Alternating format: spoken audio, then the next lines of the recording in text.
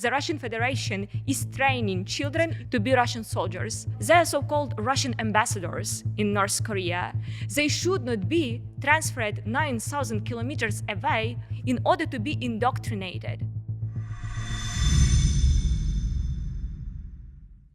Russia has been abducting children from the occupied territories of Ukraine since 2014, and even more extensively since 2022. We know of over 19,000 such children. At the same time, Russia has been militarizing and re-educating Ukrainian children in camps located in the occupied territories, in Russia and in Belarus. Recently, however, the world learned that some Ukrainian children are being held in a children's camp in North Korea, a revelation that caused a major stir. We discussed this with Kateryna Rashevska, a children's rights activist and lawyer at the Regional Center for Human Rights. You have mentioned about 165 educational camps. What are the goals of these camps? So all these camps, they are totally different. Some of them, they are more militarized. Others are more about political indoctrination and raising the so-called Russian patriotism. As for militarization, we are talking about only 5 institutions. Other camps are ex-pioneer camps. And as for this institution in North Korea, so this is the same scenario. This is ex-pioneer camp. In these camps, children are under control of people who are very well trained. They have specific program. This program of stay was unified by Putin United Russia Party at the end of 2024, so last year, and since March 2025. In all camps in this network of 164 institutions. So they have the ceremony of raising a Russian flag, they should sing Russian anthem. So Ukrainian children from occupied territories, they are forced to promote Russian culture, Russian language as their own. And this is a separate violation of their rights. Is it known how Ukrainian children from the occupied territories ended up in a North Korean children's camp and what they did there? These visits of Russian kids to the camp in North Korea were very habitual to the period before the COVID pandemic, so before 2019. And then everything stopped, and only in 2024, this flow of tourists, including children, they were renewed.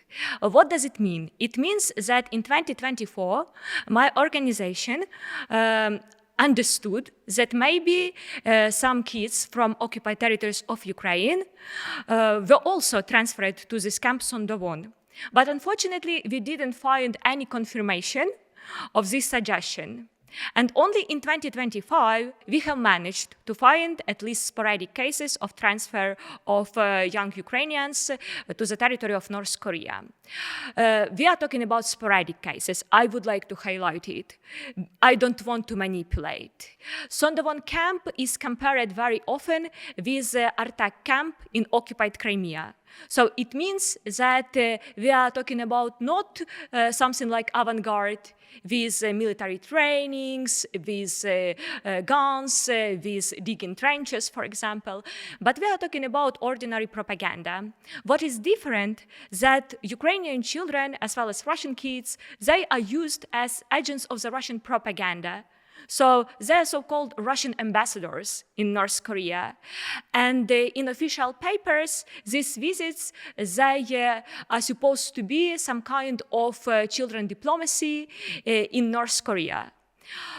Why I am highlighting it, why I told about these facts in the United States Senate? Because Ukrainian children cannot be used as an instrument of the Russian propaganda. They cannot be used as ambassadors of the Russian Federation in North Korea. They should not be transferred 9,000 kilometers away from their place of residence in order to be indoctrinated. What is also very concerning and alarming that the program of stay in this North Korean camp included, for example, some visits of Korean veterans. who participated in military operations against other Western partners, for example, or North Korea as such, as is a partner of the Russian Federation in committing this crime of aggression against Ukraine and Ukrainian people. In your opinion, why does North Korea needs this so-called cross-cultural improvement of relation, like with Russian Federation? So for North Korea, it is a way, first of all, to legitimize somehow its regime.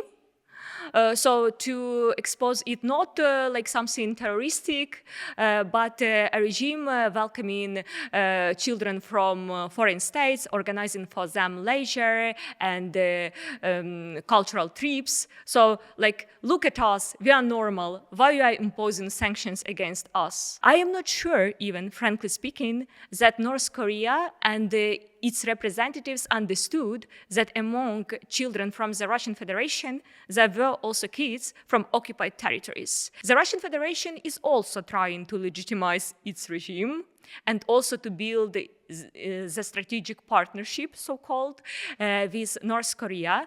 We know that North Korean soldiers are participating in this war of aggression against Ukraine.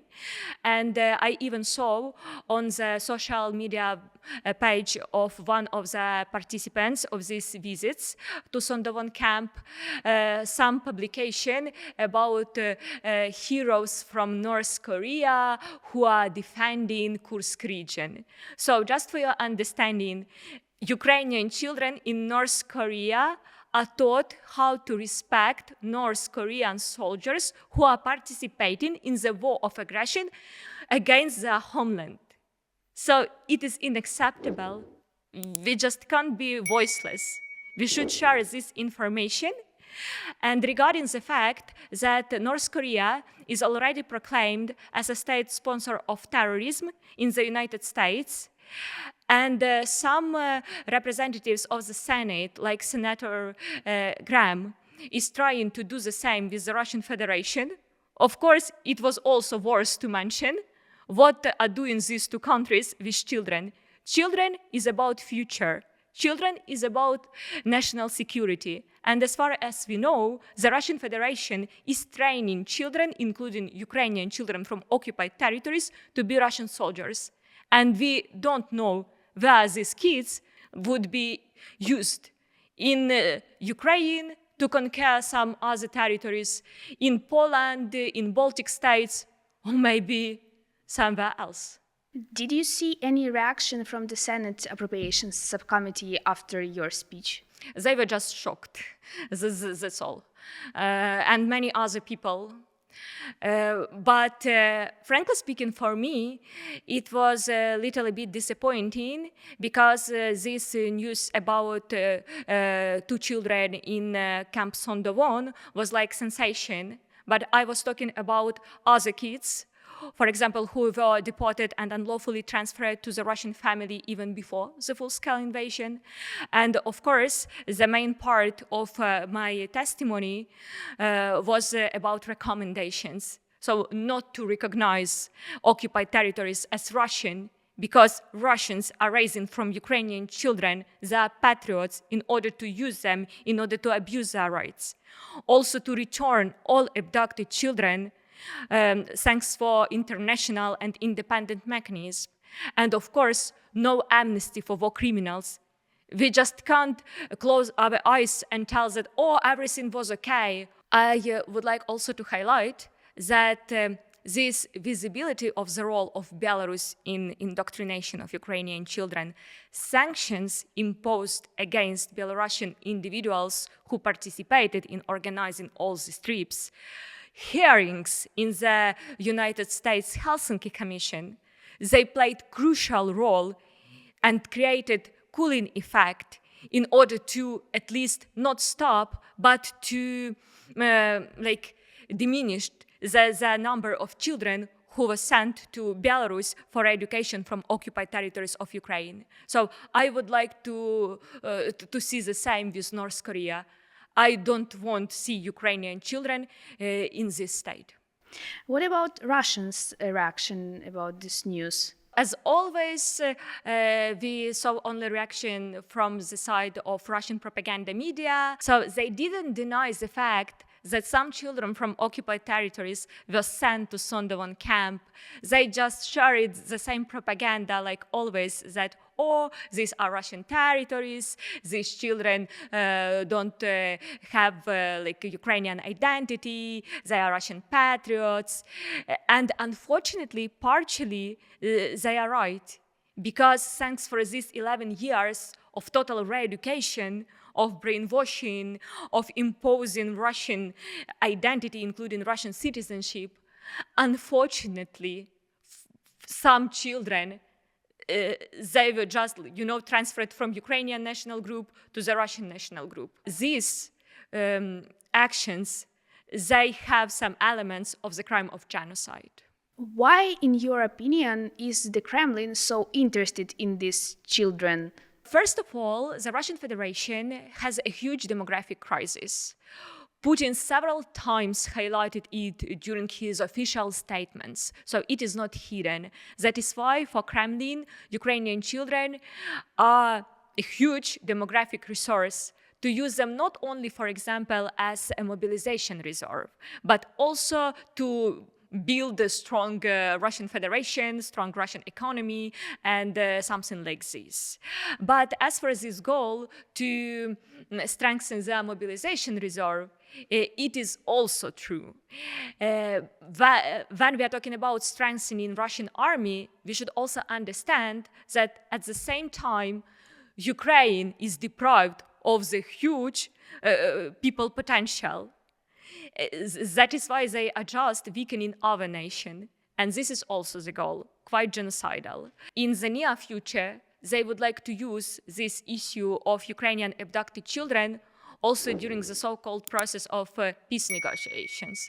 So just to gain more benefits for themselves, just to manipulate with this issue in order, for example, to demonstrate that Ukraine is not capable to return its children, to take care under them, that Ukraine needs some other state or Melania Trump to assist the process of repatriation. So there are many propaganda narratives around Ukrainian children. And what I am sure about, that Ukrainian children are specifically attacked by Russians during this war. When we talk about the threat of Russia indoctrinating Ukrainian children, could you please explain what does this mean and why it's dangerous? The Russian Federation is starting indoctrinating Ukrainian children in occupied territories, when they are invading these territories. So this is like the first step. As a piece of example, as for today, Russians control less than 5% of the Kharkiv region in Ukraine, but they have already established the whole infrastructure of political indoctrination and militarization of Ukrainian children who still live in this area. So they are transferring Ukrainian children from occupied Kharkiv region to the occupied Luhansk region every day under shellings, under drones, just in order to guarantee that these children are already included in the system of the Russian propaganda in formal education. Of course, children are also pushed to join some military patriotic movements. Also, their parents are forced to send these children to re-education camps. And why it poses a huge threat?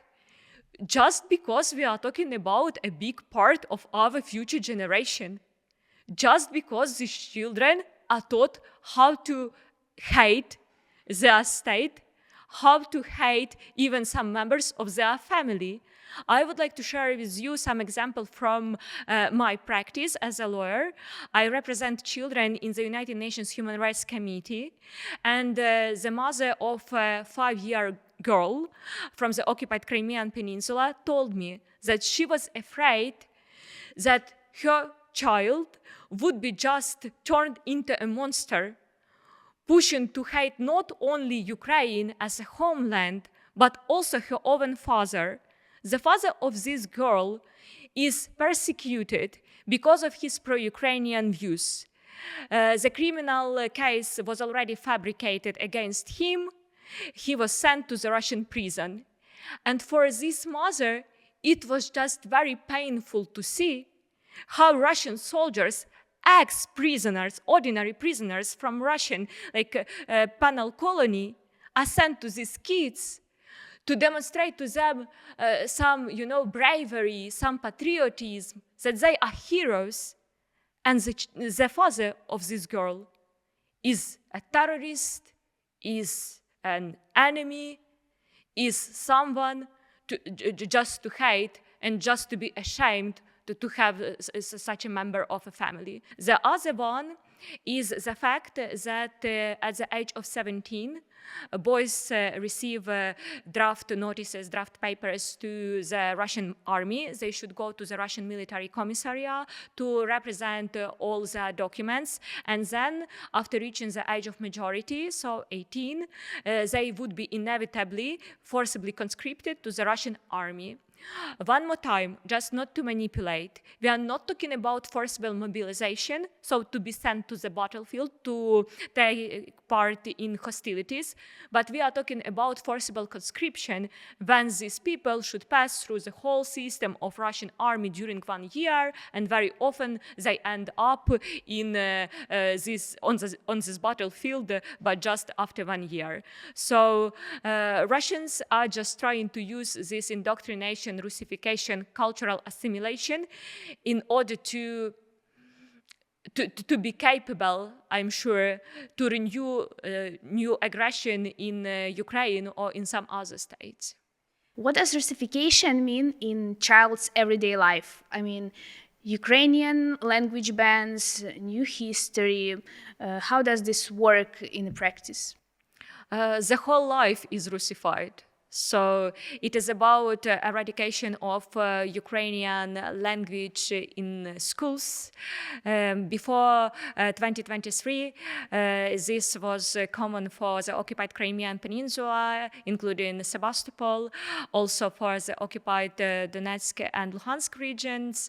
Since 2023, we have been documenting the same trends in newly occupied territories. So the total ban to Ukrainian language in schools, the Russian curricula was expanded to all educational institutions, so kindergartens, preschool institutions, also schools and universities.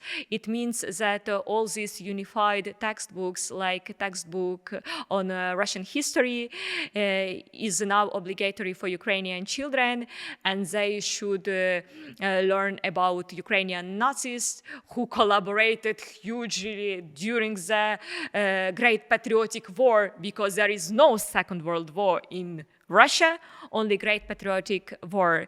The United Nations Committee on the Rights of the Child recognized this Russian curricula as politicized and militarized, and also pushed the Russian Federation, so called on the Russian Federation to stop these processes in education because it doesn't correspond with its international obligations, and Russians totally failed to fulfill this obligation.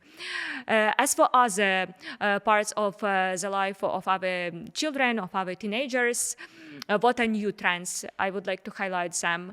First of all, if you are not loyal, so if you are unloyal to the Russian Federation, you are portrayed like a terrorist, extremist, or, for example, bearer of the destructive views, of the destructive behavior. And if you have this status, you are inevitably sent to the special school, or, for example, even to some medical institution for the first psychiatric treatment. As a piece of example, in the occupied Luhansk region, the so-called LPR, according to the children ombudsperson, Inna Shvenk was appointed by Maria Lvova-Belova in December 2023. So, according to this woman, at least 78 children from occupied Luhansk region were sent to these hospitals to pass through such a type of treatment just because they were unloyal just because maybe they shared some pro-Ukrainian information. So regarding all these tracks and actions aimed to Russification of Ukrainian children, we as lawyers, me personally, I am insisting that it is ill treatment, it is inhumane treatment of Ukrainian children, and it should be qualified as a crime against humanity, because it's just not normal. It is not about, some just raising some normal feelings toward Russia, just for Russian security, for example, as an occupying power. Not. It is about just to destroy these children, to humiliate them, to make them comfortable for the aggressor state, and then to weaponize these children and to exploitate them. How does such forced assimilation affect the psyche? What do children who manage to return tell you? So it depends on children, on their age, on their place of residence under Russian control, because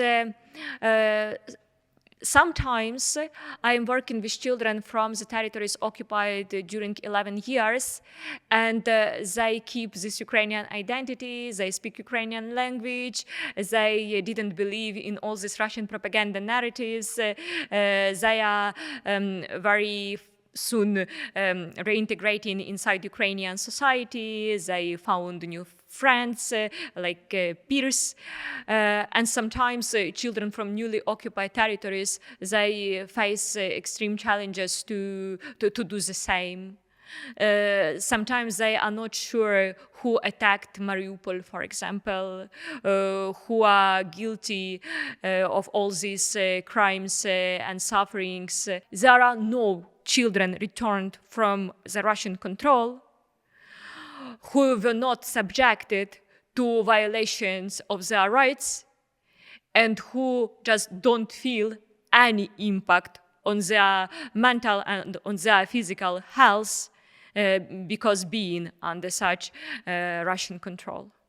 You say that these Russian actions contain elements of crimes against humanity and even genocidal intentions. How does it look from the legal point of view? So as for today, with the crimes against humanity, it is a legal question, a legal issue. As for qualification as a crime of genocide, it is something about politics. Because, at least in the context of Ukrainian children unlawfully deported to Russia, who passed through this procedure of changing personal data, of imposing on them Russian citizenship, sending them to the Russian families. So we have the all set of elements of the crime of genocide. So it is possible, but unfortunately, I don't see any political will to do it, to proceed with it. As for the crimes against humanity, we should demonstrate two things, two parts of this crime. First of all, like the scale and also the organized nature of these actions. And there is no problem with it. As for some material elements, for example, inhumane treatment, we should demonstrate this negative impact of Russification, of militarization, of indoctrination on children's physical and mental health. What is the problem? That as for today, there is no methodology how to prove it. As in many spheres, Ukraine is just shaping these contours of the methodology to help to recognize such actions aimed to re-education as a crime against humanity, not even only in Ukraine against Ukrainian children, but in the other conflict zones. And according to my knowledge, not only the Russian Federation, but also other aggressor states or aggressive organizations, they are trying to do the same with kids. Because children are very vulnerable in armed conflict. because children are not developed enough as for their cognitive, mental health, as for their physical capacities. So children may be exploited, may be misused, may be turned into enemies of their proper family, of their community, of their state. And that is why it is so often when children are specifically attacked by states and by terroristic organizations. What actions are being proposed to stop this Russian system? As for today, in comparison, for example, with 2014, we have a better situation with concrete efforts to stop, to repress these violations. For example, sanctions imposed at the level of the European Union, Canada, United Kingdom. And what is really great that as for today, these states and the European Union, they are coordinating their sanction policies, and it means that the cooling effect of these sanctions is higher than it was during previous years.